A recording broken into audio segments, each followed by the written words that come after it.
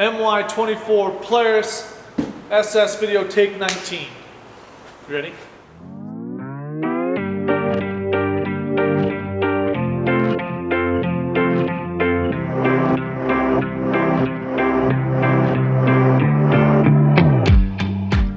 Hey guys, what's up? Here we are. We got two Polaris model year 24 sleds. It's March.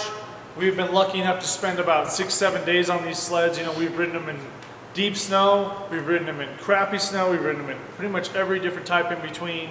Man, it's pretty sick. This 325 is working very, very well.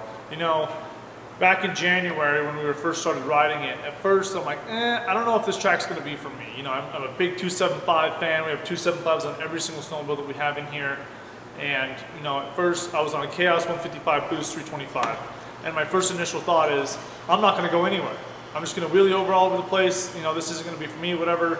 You know, the guys in BC and stuff, they have a little bit more snow than us pretty much consistently. This is going to be a phenomenal track for them. That was my first night going into it. Next day, rode it about a foot a pow. I'm like, oh yeah, you know, I think it's working pretty good. I guess we'll see, you know, how it goes. Second day, maybe a foot and a half a pow. It snowed overnight. It was working really good. I was like, this thing's sweet, this thing's sweet. You know, Khaos 855 Boost, you know, they can get a little wild. And with this track, it's pretty cool. You can start, you know, getting all crazy. And then if you grab a handful, this track has so much drive and so much pull forward, it'll actually straighten you out, which is really, really cool, especially on tree lines and things like that. You know, and then by the third day I'd ridden it, I rode it on a 9R 165, a 9R Pro 155, rode it on a Boost 165, and a Boost 155 Khaos. So I got a big spectrum of different sleds to ride with the same track in varying snow conditions. And man, it does work very, very well. A couple of my favorite things is it doesn't feel heavy, it doesn't vibrate like crazy, it cools really well down the trail, which is really sweet. You know, I've had a lot of 3-inch tracks in the past, which are a little bit smaller than this, and none of them cooled very good.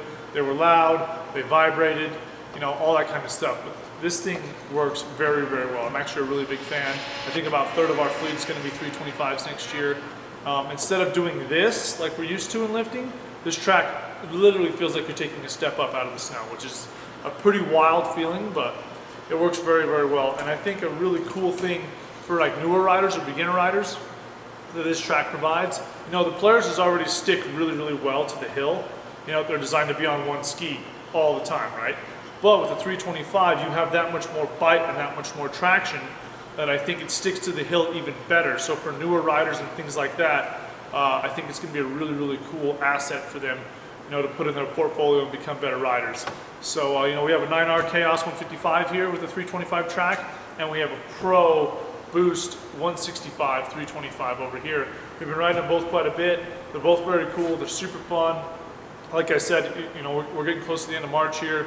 We have a lot of varying snow conditions this time of year. You know, we're riding hard stuff on one face, and then we switch to a different aspect, and there's a foot a pow, and switch to another aspect, there's 6 inches a pow.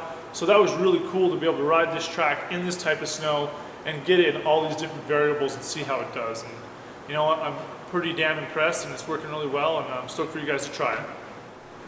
So guys, speaking of Snowcheck, you know, we have a week left. Today's March 22nd. Snowcheck ends March 29th.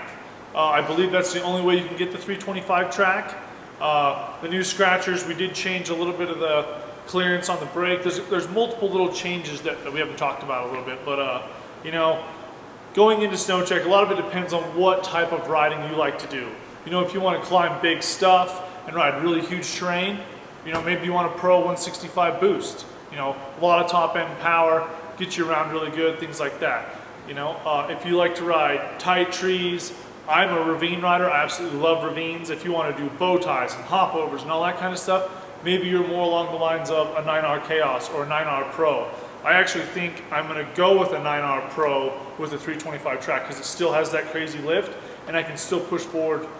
You know, I was able to climb some really, really steep stuff on that 9R Pro 155, and I thought it was really cool how the 9R Pro 155 felt like it had the traction of a 65, but in a smaller package. So I believe I'm going to Snowcheck a 9R Pro 155, maybe a 165 Khaos Boost, and you know, we'll go from there. So guys, in addition to the 325 track, you know, we do have a new reversible scratcher on there. They're working pretty dang good.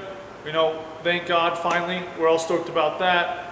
We did change the clearance a little bit on the brake caliper. We have a new brake rotor that's lighter and cools better. You know, not to mention the 7S display. Those things are super sick if you haven't used them. I love how big all of the digits are on there. I mean, it's so easy to read RPM and water temp. The map is great. The ride command is awesome if you've never used it. You know, let's not forget the slash. I mean, that's a pretty, you know, normal thing these days, but it's still a huge benefit for deep snow, you know, especially when you do the bow ties and the hopovers and all that kind of stuff. You know, it's pretty hard to get one of these sleds stuck. It really is, unless you really go down with the ship. It's pretty cool how they'll just pop out of stuff and things like that. So, you know, there's a lot of options, a lot of color combos. They have, I can't remember the actual colors. You have this purple and jade or purple and teal one right here. You have these two different shades of orange right here. There's a couple different shades of blue. There's a red and gray one that's super sick. I really like the desert tan orange black one. That's one of my favorite ones. The gray and teal and black one's very, very cool. So guys, there's a lot of cool options. You know, go out there, get on Polaris' website, configure some stuff, see what you like. If you have any questions, please hit us up. Yeah, let's go rip.